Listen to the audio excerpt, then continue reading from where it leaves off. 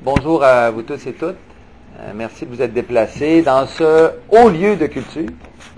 Donc, je remercie les propriétaires de m'accueillir, dont certains ne sont pas ici, malheureusement. Vous les saluerez de ma part. Mais les autres, merci de m'accueillir parce que c'est un lieu que j'aime bien, c'est un lieu que je fréquente, mais on en parle beaucoup comme étant un lieu où on peut avoir accès à la culture. Et l'avantage ici, c'est un lieu où on partage notre culture parce qu'on y fait des belles rencontres, il y a des lancements à plusieurs occasions, des artistes viennent s'y mettre en valeur. Donc, et vous voyez le contexte, on a associé même le petit côté, le bon côté de prendre un petit café, relax, en bouquinant finalement. Donc, c'est un lieu, moi, que je valorise. C'est des lieux de culture dans nos comtés qui ont une valeur qui est très particulière, puis qu'il faut chérir, qu'il faut encourager. Il faut faire en sorte qu'ils se maintiennent. Mes premiers commentaires, ils ne seront pas sur la culture, par contre.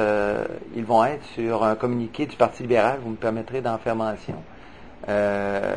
J'ai appris que le candidat libéral n'allait pas se présenter au débat au cégep de Chicoutimi.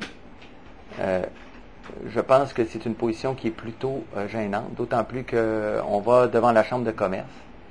Je pense que avoir peur de rencontrer les étudiants, avoir peur de rencontrer les électeurs en campagne électorale, c'est peut-être la chose la plus gênante. Déjà, le premier ministre pourrait faire campagne dans son sous-sol, je vous dirais, tellement il ne va pas à la rencontre des gens. Tout ce qui change, c'est les décors en arrière de lui, mais il n'a pas de contact direct avec la population. Mais quand je vois le candidat libéral refuser de débattre devant ceux et celles qui sont concernés par une décision de son gouvernement, de son ami, c'est plutôt étonnant et c'est gênant pour la démocratie. La stricte politesse aurait été d'aller débattre des enjeux d'éducation avec les étudiants. Je pense que c'est une question de respect. Et le Parti libéral en est rendu là, c'est de se sauver littéralement devant leurs obligations. Sur la culture, aujourd'hui, c'est un sujet malheureusement qu'on ne parle pas assez dans nos campagnes. J'aurais pu reprendre des engagements nationaux que je trouve importants, mais au niveau plus local, je tenais à faire un cours exposé sur... On est chanceux ici d'avoir beaucoup d'organismes qui œuvrent et qui sont reconnus au niveau artistique. Les centres d'artistes en sont un bel exemple, les ateliers Toutou, mais on peut ajouter à ça la maestria là, dans des domaines qui sont plus conventionnels et les ateliers Toutou, bonjour, les ateliers Toutou qui sont dans l'art contemporain. On a les troupes de théâtre.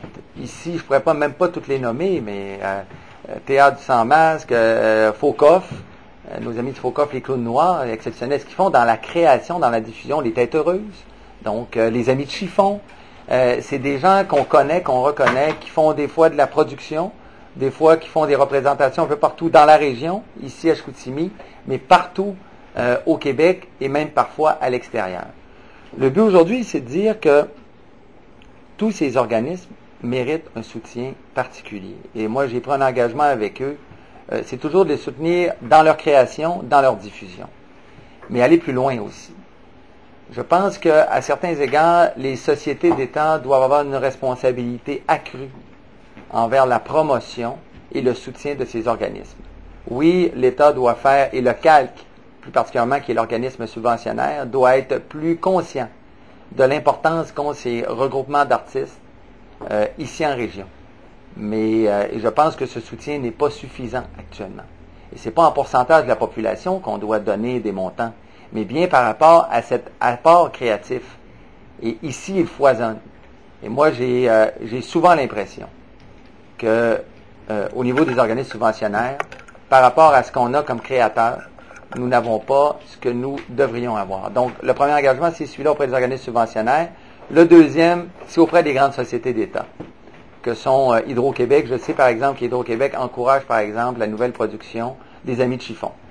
Et je pense que cette présence-là doit être beaucoup plus importante. Elle n'est pas la seule. Je peux vous parler de l'Auto-Québec. C'est un organisme qu'on voit pas beaucoup ici dans la région. Ici, un rôle, et pourtant on les voit dans tous les grands festivals à Montréal, avec une présence très forte dans les feux d'artifice. Je comprends qu'on a pas, ça va prendre un feu d'artifice ici pour amener ces grandes sociétés d'État à investir beaucoup plus en région pour soutenir le domaine culturel. Et ils auront un rôle à jouer. Je me suis engagé évidemment pour Hydro-Québec, mais de façon plus large. Aujourd'hui, au niveau culturel, je dis que les autres sociétés, que sont entre autres La SAQ est un autre exemple, mais l'Auto-Québec doivent jouer un rôle accru et soutenir de façon beaucoup plus importante nos groupes artistiques. Au niveau du livre, il y a des réflexions qui doit aboutir sur comment on va soutenir. C'est pour ça que je suis ici. C'est pas pour vous faire plaisir, mais c'est une réflexion autour du livre. Comment on peut s'assurer de la présence et de soutenir les libraires partout sur le territoire. Entre autres, évidemment, les librairies indépendants, qui n'ont pas les réseaux, qui sont faits eux-mêmes leur propre réseau, mais qui ont une présence qui est différente sur le territoire. Je pense que nous devons assurer à ceux-là, oui, une concurrence saine, mais un soutien qui va leur permettre de vivre normalement et d'être capable de continuer à diffuser et à permettre aux créateurs de se faire valoir dans leur lieu. Donc, nous aurons là-dessus, très rapidement, on s'est engagé à faire en sorte d'aboutir sur une politique au niveau du livre et pour assurer une meilleure présence des libraires, parce que tranquillement, il y en a plusieurs qui disparaissent, qui ferment leurs portes. Et quand un libraire disparaît, il n'est pas remplacé. Et ici en région, ici à Chicoutimi, moi je peux parler du bouquiniste. Chacun peut avoir son exemple à Jonquière, à Allemand, mais perdre des institutions comme ça serait dramatique pour la vie culturelle ici. Dans la diffusion s'inscrit la promesse plus nationale, mais que je trouve très importante, c'est celle de permettre un accès accru à la culture et le crédit d'impôt de 500 $ pour les familles gagnant 130 000 et moins. C'est quelque chose de formidable. Pourquoi? Parce que ça augmente la fréquentation au niveau scolaire, et ça, c'est un avantage. Mais deuxièmement, ça permet la sensibilisation des jeunes et même l'éclosion de talents au niveau artistique. Si tu es confronté, entre guillemets, si tu es mis au contact de la culture dès ton jeune âge, ça peut permettre de développer des belles carrières professionnelles. Et c'est payant. C'est payant ici quand des Guy Blackburn rayonnent partout à travers le monde, là. C'est sûr, il y a des gens que je connais bien, mais je ne veux pas vous entretenir trop longtemps là-dessus, mais quand je vois Guy Blackburn qui se promène dans la rue, les gens ne le connaissent pas trop. Je suis sûr qu'il irait peut-être ailleurs, puis il serait encore plus connu. C'est des petites PME, ces gens-là. C'est des gens qui ont un apport incroyable en termes économiques parce qu'ils font des productions un peu partout. Et quand ils arrivent ici, ils dépensent ici. Il y a des gens comme ça qui sont en maturité, des artistes, et qui méritent d'être soutenus. Il y a aussi des festivals. Et on en a plusieurs, vous les connaissez. Un en particulier. Oui, il faut s'assurer un meilleur soutien des festivals qui sont bien établis. Puis je ne les nommerai pas tous parce que je vais finir par en oublier un. Mais il y en a un que je pense qu'on doit porter encore plus loin, qui est dans un créneau qui est formidable, qu'on a développé. J'ai assisté, j'ai été même un président d'honneur au tout départ, dans les premières années, je pense, la 3e année de ce festival, qui était, à l'époque, un lieu où les artistes de Montréal venaient s'amuser pendant une fin de semaine à Chicoutimi, puis avoir bien du plaisir, mais qui finalement est devenu un festival bien établi, dans le créneau du court-métrage que vous connaissez, et qui rayonne maintenant partout. Mais pas assez encore. Et c'est seulement une question de moyens. Parce que l'intelligence des gens qui sont ici, tout le monde connaît Yann Geller, c'est un incontournable maintenant. J'ai eu la chance même, moi, d'embaucher une ancienne directrice générale, Isabelle Tellen, du moins qui était dans l'organisation, Isabelle, qui est malheureusement sous d'autres cieux maintenant à cause d'obligations professionnelles. Mais ce festival a développé autour de lui des jeunes formidables qui ont une vision de ce créneau-là en termes de développement. Et là, ce qui leur manque, déjà on a franchi encore une étape, on y va à petits pas. Les 4 prochaines années, on va mener à terme. Ça veut dire qu'on va s'assurer de la présence internationale du festival. Et ça va se passer à Chicoutimi. C'est quand même exceptionnel. Ça se déroule normalement au mois de mars. Il y a encore de la neige. D'ailleurs, il y a un écran de glace souvent. Donc, on vend l'aspect hivernal, l'aspect très particulier. Ça donne une couleur qui est très originale à un créneau où on est à l'extérieur des grands festivals, évidemment, qu'on connaît à Montréal ou à travers le monde. Le festival du court-métrage qui permet aux jeunes réalisateurs de se faire valoir souvent dans un premier film, puis qui par le fond, on les voit ailleurs, comme Sébastien Pilote maintenant, qui a été un des architectes du développement de ce festival-là et qui maintenant, son film a été reconnu, ses films plutôt ont été reconnus. Il est en production d'un autre ici encore dans la région. Donc, c'est une pépinière formidable. Et il faut la valoriser. Puis des fois, malheureusement, ça tient à très peu de choses. Ça prend de l'entêtement à Yann Geller et à son équipe de rester ici puis de faire la promotion. Littéralement. Il faut qu'ils aiment la région. Alors, je me suis engagé auprès d'eux à faire en sorte que ce festival va être porté beaucoup plus loin. Et va prendre... on va s'assurer de son rayonnement au niveau international. L'aspect éducatif, j'en ai traité, je voulais le traiter rapidement avec vous. J'en ai fait mention dans une conférence de presse précédente par rapport à certains créneaux que je souhaite être valorisés par l'université, et je vais vous les donner, vous les connaissez, où l'université doit jouer un rôle national en termes de recherche et de valorisation du savoir ici, saines habitudes de vie, valorisation du bois, réussite scolaire. C'est des créneaux en plus qui sont dans la plupart originaires de la région. La réflexion vient d'ici. Et maintenant, cette réflexion et cette compétence fait l'envie de toutes les régions au Québec et particulièrement les grands centres. Donc, il faut s'assurer d'avoir une permanence ici. La réussite scolaire, on a la chaire, le groupe ECOB, mais je pense qu'on peut aller encore beaucoup plus loin pour augmenter le nombre de gens qui vont être associés à cette recherche-là. Saines habitudes de vie, on a la personne qu'on connaît, mais on peut aller plus loin. L'université est prête à développer ce créneau-là. Et valorisation du bois, ça j'en ai fait mention, vous le savez particulièrement, dans le... il y a 2 semaines à peu près, quand j'ai fait la conférence de presse concernant de faire de Chicoutimi, du Saguenay, un endroit modèle à ce niveau-là. Au niveau scolaire, cégep et école secondaire, la carte des programmes reste un enjeu. ATM, je n'ai pas besoin de vous dire que ça fait toujours l'envie de tout le monde. Donc, ça doit être toujours sur haute surveillance comme pilotage, où on tente souvent par des programmes, par la bande, là, de jouer dans nos tables. Alors, oui, il faut s'assurer à tous les jours du maintien de nos exclusivités. Mais je pense qu'on peut, au niveau scolaire, au niveau secondaire, il y a des éléments qu'on peut peut-être ajouter. Entre autres, on a la chance au niveau de l'intimidation. Vous savez, j'ai eu l'honneur de parrainer la loi concernant la journée de la non-violence. C'est moi qui l'ai parrainé. C'est un des rares lois d'opposition qui a été adoptée, malgré un gouvernement majoritaire. Pourquoi? Parce que cette initiative provenait de gens de la région. Cette journée de la non-violence était promue par un groupe d'ici depuis des années, faisait des marches. Ben maintenant, il y a une loi de l'Assemblée nationale qui le reconnaît. On peut aller plus loin encore. On peut adopter un modèle de tolérance zéro par rapport à la violence. Puis on sait maintenant, on a Nathaniel qui fait beaucoup de démarches dans ce domaine-là, qui mobilise des jeunes, qui a beaucoup de bonne volonté. On peut aller plus loin, entre autres, en associant beaucoup les groupes communautaires à cette sensibilisation qu'on peut avoir dans les écoles, auprès des clientèles ou des écoles concernées.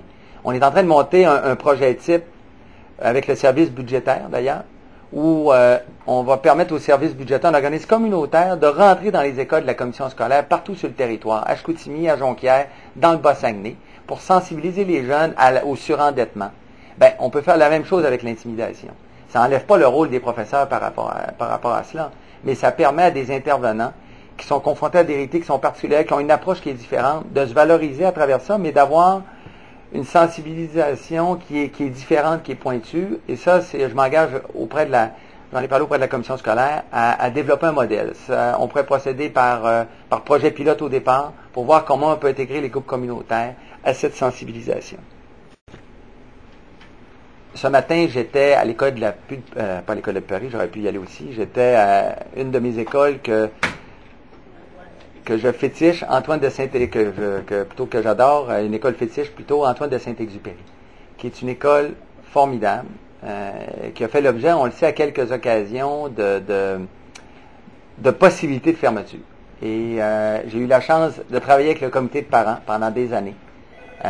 Parce qu'à 2 reprises, pendant mes 14 années de mandat, on a parlé de fermeture de l'école Antoine de Saint-Exupéry. C'était la dernière école, la vraie école dans le centre-ville. La dernière avec la fermeture de l'école La Source, vous le savez. C'est une où il y a une clientèle qui est un mélange de clientèle favorisée et défavorisée, mais avec un taux de réussite qui est incroyable, puis une mobilisation du corps professoral et des parents qui est formidable.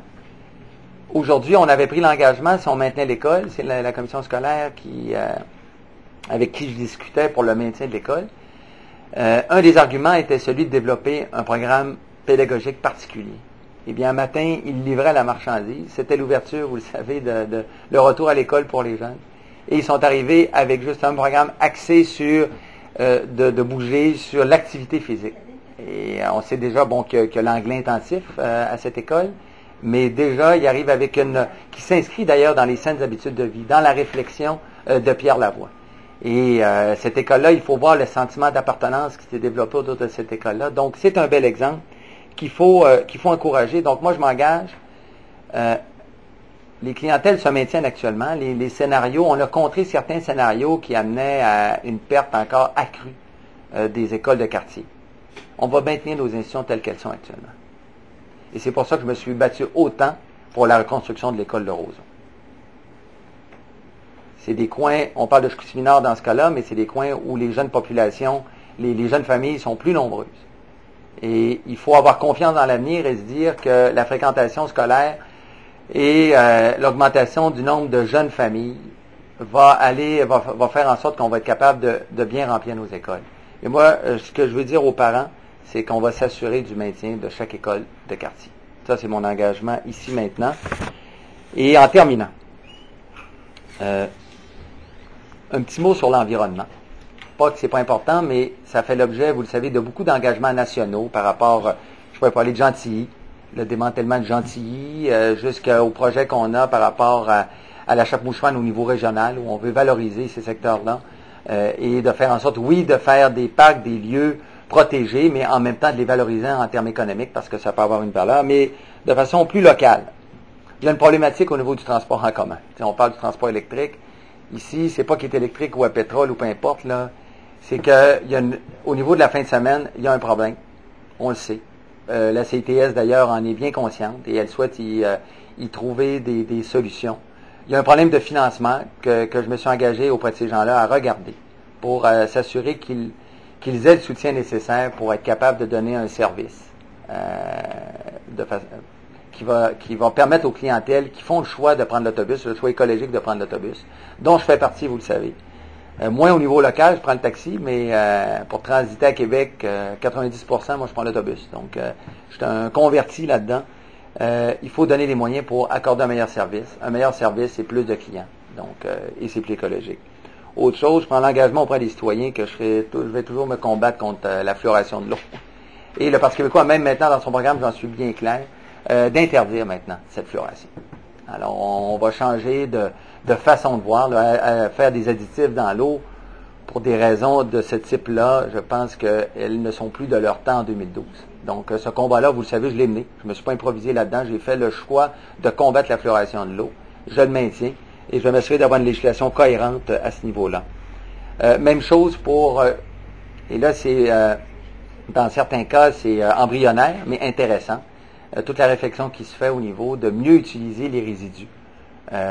Donc, on sait qu'on fait notre collecte sélective, mais il faut avoir des débouchés. Et actuellement, ce qui manque, c'est des débouchés. Donc, de faire en sorte que des entreprises puissent avoir une activité économique autour des résidus. Et il faut soutenir ces démarches-là, bien que souvent, au départ, elles ne soient pas les plus payantes. Elles ont une vocation écologique en même temps et économique. Donc, c'est un dossier, quand j'ai vu les gens discuter autour de ça, il y a des projets qui sont en réflexion actuellement, puis je m'engage à les soutenir. Puis un dernier mot sur la pêche, très rapidement, parce que je suis un pêcheur comme quelques-uns d'entre vous. Je pense, et je l'ai mis dans le secteur environnement, c'est un secteur qu'il faut améliorer en termes de visibilité, même de créneaux de la région. On est rendu avec des rivières à saumon qui sont intéressantes. On a des lacs formidables, des rivières pour la truite.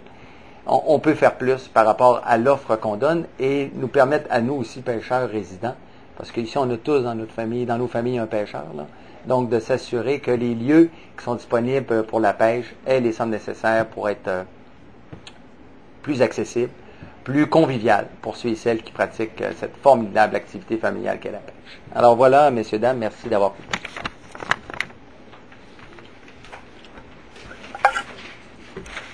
Pas de questions? On a-tu une idée de combien ça coûterait tous ces engagements-là que vous venez de faire? Ben, c'est qu'on va dans les enveloppes existantes. C'est ça qui est formidable. Moi, quand je parle du calque, le calque, il a la même enveloppe, là. Sauf que l'idée, c'est comment il va la distribuer. Quand je dis, par exemple, aussi, Hydro-Québec, l'Auto-Québec, SAQ doivent jouer un rôle accru pour soutenir ces activités-là, ils ont des budgets de visibilité. Puis ils font des choix à travers ça, mais on se retrouve à queue, là, souvent, là. Donc, c'est pas nécessairement plus d'argent, c'est mieux d'argent. Moi, j'ai rien contre les grands festivals à Montréal, mais quand ça fait 30 ans que tu fais le même festival, puis les parts de gâteau augmentent de plus en plus, puis ils disent le pourcentage étatique diminue, sauf que c'est rendu tellement gros qu'on doit maintenant penser un peu plus à ceux qui développent, puis à nos activités ici. Donc, le malheur qu'on a, on assiste à une centralisation sans précédent des sociétés d'État. J'ai donné l'exemple, moi, d'Hydro-Québec. Écoute, avant, là, j'ai de la misère à avoir 500 pièces là pour des activités. Avant, on appelait le directeur régional. Là, maintenant, ils ont des créneaux. Depuis que le Thierry Vandal a donné 250 000 pièces à son école privée, avec l'argent d'Hydro-Québec, savez-vous ce qu'ils ont fait? Ils ont restreint les critères. Le directeur régional est rendu avec une marge de manœuvre grosse de même, puis je parle de directeur régional, il suit les règles. Sans marge de manœuvre, ça n'a pas de bon sens. Tout ça parce qu'on a centralisé. Là, dans ce cas-là, en plus, c'est une erreur du grand boss à Montréal. Puis il dit, comment corriger l'erreur? Il aurait pu dire, je vais arrêter de jouer dedans. Mais non, il a dit, les autres, vous ne pourrez plus. C'est incroyable, là. Vous essayerez d'avoir le soutien de ces organisations-là. Ça prend 14 téléphones, 3 lettres, 4 formulaires. Même à l'interne. Les employés m'ont même dit des fois, ils participent, par exemple, à la marche pour le cancer, moi, le relais pour la vie que je fais chaque année. Ça prend des autorisations presque ministérielles pour mettre seulement une petite affaire qui dit, si vous voulez contribuer, me donner un coup de main, voici mon adresse. Pas de bon sens. On voit que ces sociétés-là sont rendues désincarnées.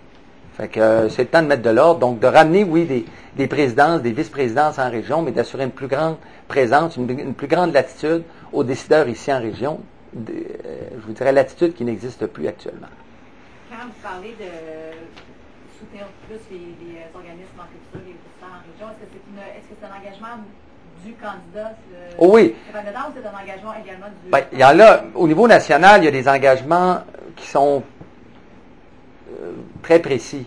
Moi, c'est que, en termes culturels, et là, je ne peux pas tout vous les donner, mais j'ai beaucoup d'organisations, puis chacun des créneaux, les Amis du Chiffon, c'est un bel exemple dans un créneau qui est très particulier, Théâtre du Faucoff, il y en a dans la création, strictement dans la diffusion, donc... et c'est des gens avec qui je travaille assez régulièrement pour aller chercher des montants, pour finir des fins de mois. Donc, je vois bien que ces gens-là sont toujours à bout de souffle. Là. Puis il y a des gens formidables qu'on a manqué perdre pour des sommes qui ne sont pas astronomiques, mais ces gens-là s'essoufflaient. Puis eux autres, alors qui aimeraient mieux être dans la création, dans la préparation artistique. Donc, il y a un manque de soutien, puis un manque de prévisibilité. Moi, c'est ce que je vois. Ils sont toujours en train de courir.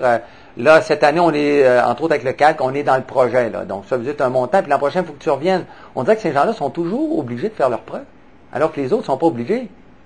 Et c'est ça le problème. Donc, cet engagement, il est personnel à ce niveau-là. Et pour regard sur le court-métrage, j'ai pris cet exemple-là parce que c'est particulier. Et là, on a une chance en or des amis plus loin, au niveau international. M. Bédard, beaucoup d'éléments que vous nous amenez ce matin. Mais aucun de ces éléments-là qui se retrouvent, puis qui, j'essaie de faire le mix avec finalement ce que demandait le maire de Saguenay, Jean Tremblay, en fin de semaine. Il y avait une liste de demandes faites auprès finalement des élus. Qu'est-ce qui, dans la liste du maire Tremblay, constitue pour vous une priorité ou non à la IDES? Écoutez, là, on est en campagne électorale. Là. Moi, vous connaissez mes priorités, je les ai déjà dites. Là. Je suis content de voir que le pont, il semble être plus convaincu, là, parce qu'auparavant, il l'était moins. Là. Donc, j'imagine qu'il n'est pas content de l'engagement du Parti libéral au mois de novembre, là, qui était celui de patcher le pont. Là. Ça a été ça, l'engagement au mois de novembre. Là, moi, j'étais là à la conférence de presse. Là. Et ils nous ont dit, on va patcher le pont. On met un petit peu d'asphalte. Fait que, sur le reste, on aura l'occasion sûrement de se rencontrer à nouveau puis de regarder, là, je regardais rapidement des éléments que moi, j'ai fait la promotion depuis longtemps, puis il y en a d'autres, sûrement qu'on aura à discuter.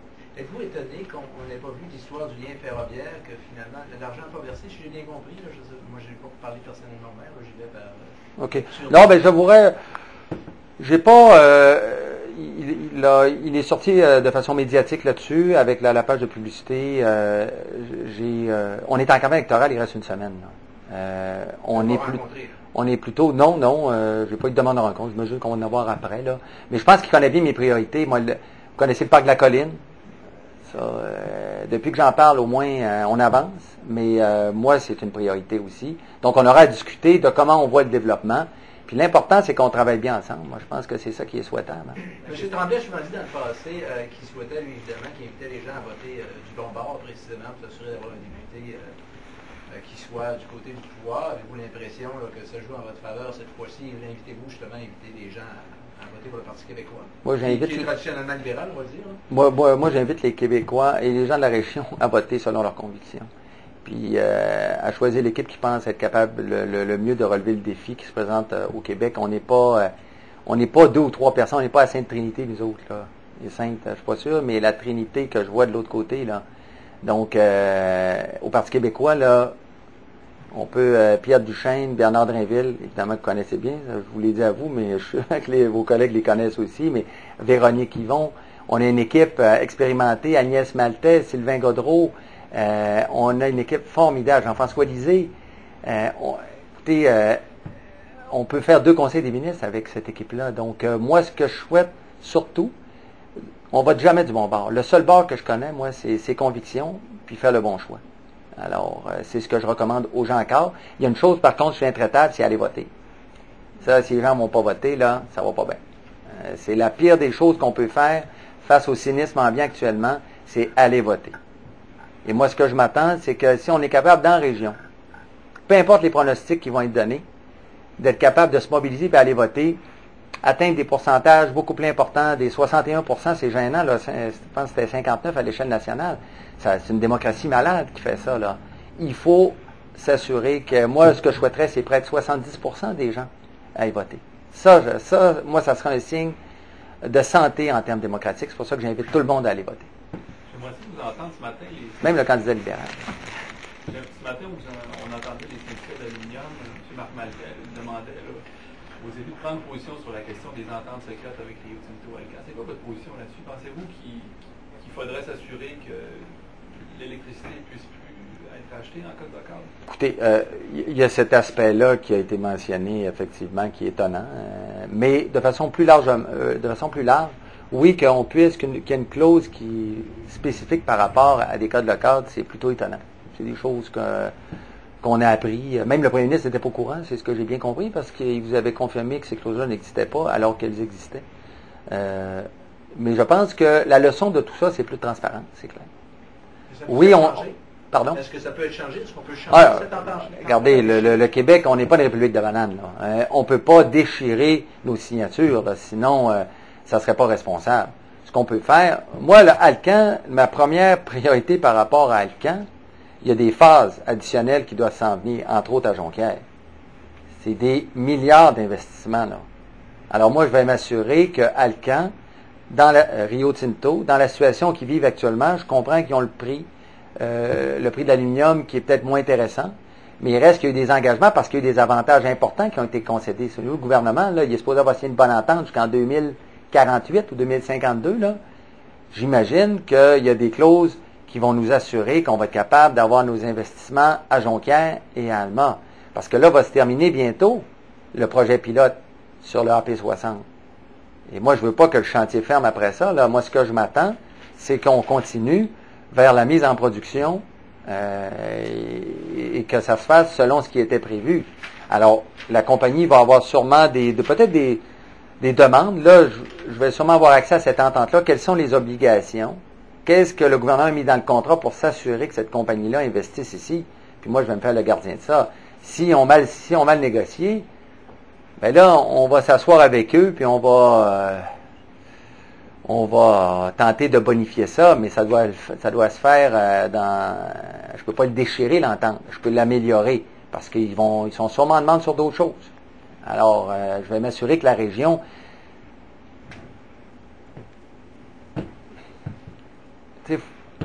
C'est ce qui est le plus important actuellement dans la région, là. Les phases, la phase additionnelle, la phase 2 à Alma, là. Moi, je me souviens, là, autour des années 2000, écoute, l'Alcan, il parlait de fermeture à Jonquière puis de faire un grand parc industriel. J'espère que vous vous souvenez tous de ça, hein? Dans les années 2003, 2004, c'était épouvantable, là. Entendre ça, tu sais, faire un grand parc industriel à Jonquière, moi, là. Alors, quand on a renouvelé nos contrats, tous les baux, j'imagine que les contrats étaient quand même assez serrés par rapport aux engagements de Rio Tinto à l'époque Alcan, j'espère sincèrement. Et moi, je vais m'assurer que ces phases-là soient maintenues, parce que lors de la construction, c'est incroyable, là, l'effet que ça a.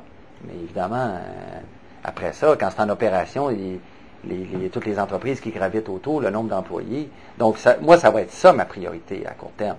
Et je pense que le conflit allemand nous a montré que plus de transparence est mère de toutes les prudences. Ce matin, le candidat Québec solidaire disait que lui, il ne gênait pas pour inviter les électeurs à voter pour Québec solidaire dans le comté. La question du vote stratégique qui est abordée par votre chef ne s'applique pas ici, parce qu'on ne verra pas finalement. Après, on lui a demandé ce qu'il considérait que vous étiez réélu d'avance. Il a été plus en nuance que ça. Vous, est-ce que vous dites effectivement que les gens qui sont convaincus que les valeurs de Québec solidaire sont les bonnes devraient voter pour Québec solidaire, comme vous savez ce qu'il faut comme vous savez, électoral? Il n'y a personne en avance actuellement. Il n'y a que des candidats et des bulletins de vote. Là. Moi, c'est tout ce que j'ai. Là. Et dans l'urne, tout ce qu'il y a le vote par anticipation. C'est des centaines de personnes. Là. Donc, non, le vote stratégique est important, oui, mais moi, je pense que les gens doivent voter pour leurs convictions. Et Québec solidaire, il y a des éléments sur lesquels, ou Option nationale, des éléments qui ne fonctionnent pas. Là. Moi, quand ils disent qu'ils vont nationaliser les barrages, là, on les attaque pas parce que on a certains points communs. Mais nationaliser les barrages dans la région, c'est la fermeture des grandes usines. J'espère qu'il y a quelqu'un qui a compris ça. Là. Ça a l'air beau comme discours de tenir ça. Là. Mais moi, pourquoi je me bats, là? Vous avez vu le combat que je fais contre Papier Résolu, là? Moi, je me bats contre Papier Résolu. Et là, je me dis, les barrages, vous souvenez-vous, à l'époque, j'ai dit, on va pogner dans le détour.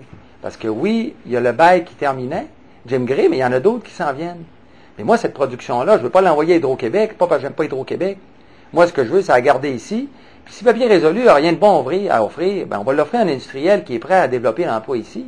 C'est un levier incroyable pour nous d'avoir encore la propriété de ces barrages-là. Moi, je ne les laisserai pas partir, là. C'est pas parce que j'aime pas Hydro-Québec. Mais notre région s'est développée autour des ressources hydroélectriques. Puis si on les donne, si on les perd, ces ressources-là, en termes régionaux, ben, ça va avoir un impact. Il faut savoir ça, là. Bon, des grands discours, pour ça, j'ai jamais attaqué. Par contre,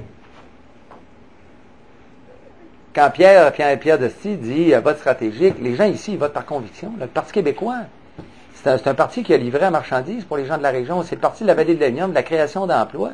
C'est le parti des garderies. Donc, il n'y a pas de problème idéologique à quelqu'un ici de voter Parti québécois. Et le vote national est important. Chaque vote est important. Les gens disent, tel candidat a plus de chance. Au résultat final, plus de votes au Parti québécois, c'est une légitimité qui est accrue. Donc, moi, ce que je souhaite plutôt, c'est cesser la division. Étant Option nationale que Québec solidaire, en grande partie, il divise un mouvement qui devrait être uni. Il ne faut pas revenir avant 1968. Là. Le Parti québécois est une coalition où il y a des gens de gauche et de droite qui gèrent à gauche. Vous parlez de division, puis c'est un élément qui est abordé aussi par M. Desty ce matin. Cette fois-ci, il faisait allusion aux différents élus de Saguenay, 3 élus fédéraux, 3 élus provinciaux, la ville de Saguenay, où est-ce que finalement, ils n'arrivent pas à travailler tout le monde ensemble. Il a cité le cas de Novelis. En général, il disait aussi qu'il devrait y avoir comme le plan d'ensemble.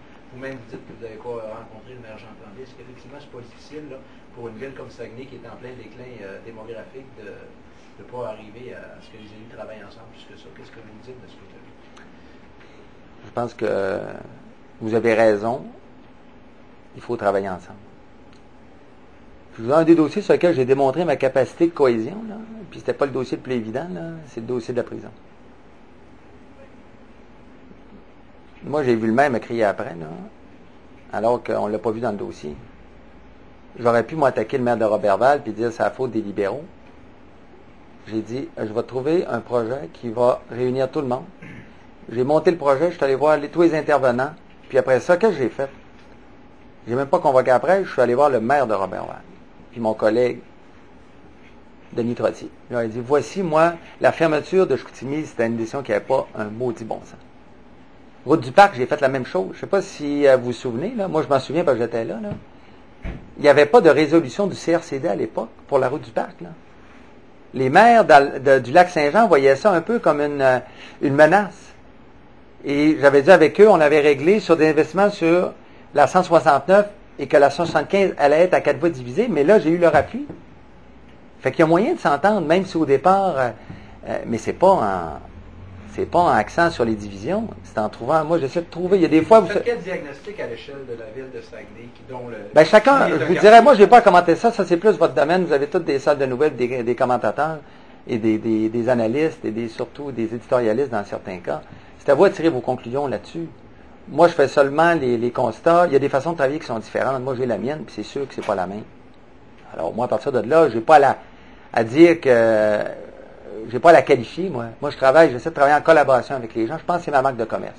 À Québec, tout le monde me voit, je suis un gars assez, parfois sanguin, un peu, des fois dur, parce que je pense que des fois, l'indignation, il m'arrive, moi, d'être indigné encore, puis je pense que c'est ce qui fait que je suis encore en politique, c'est que je suis indigné. Quand je suis dans mon comté, je suis quelqu'un qui va s'assurer de travailler en cohésion. Puis j'essaie de concilier, mais pas vu en guerre personnelle avec pas grand monde, là. Et je pense qu'il faut travailler comme ça parce que le déclin démographique est réel. Là. Il y a moins de gens qui travaillent à Chicoutimi, au Saguenay-Lac-Saint-Jean actuellement qu'il y a 10 ans. Là. Même si le taux de chômage est plus bas, il faut savoir ça. Là. Il y a moins de gens qui travaillent. Fait, il faut arrêter. Là. Si on veut continuer à remplir nos écoles, de garder nos services qu'on a là, avoir des belles librairies comme ici, ben il faut avoir du monde. Donc, Novelis, c'est dramatique le départ de ça. Là. Mais trouvez-vous que les élus du secteur ont bien travaillé dans ce Ben, contexte? Novelis, c'est le gouvernement qui aurait dû jouer le rôle de leader. Sylvain a interpellé le gouvernement. Mais là-dedans, moi j'ai vu un sauvetage. Souvenez-vous du dossier de Kenworth, c'est ça? L'entreprise de camions.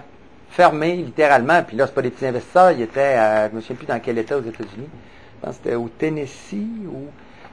Peu importe. M. Landry, qu'est-ce qu'il a dû faire? C'est que c'est Bernard Landry qui a pris sa petite valise, puis il est parti. Puis il a dit, voici les arguments que je vais vous donner pour réouvrir votre usine. Ben, ils l'ont réouvert. Mais ça prend des arguments pesants. Si on leur dit, écoutez, on est beau, puis on est fin, puis on vous aime, c'est sûr que c'est pas suffisant. Fait que, il faut pas céder au chantage des compagnies. Mais il y a des opportunités, des fois, qu'il faut pas perdre. Et moi, la transformation, je vois la vente de l'usine, là,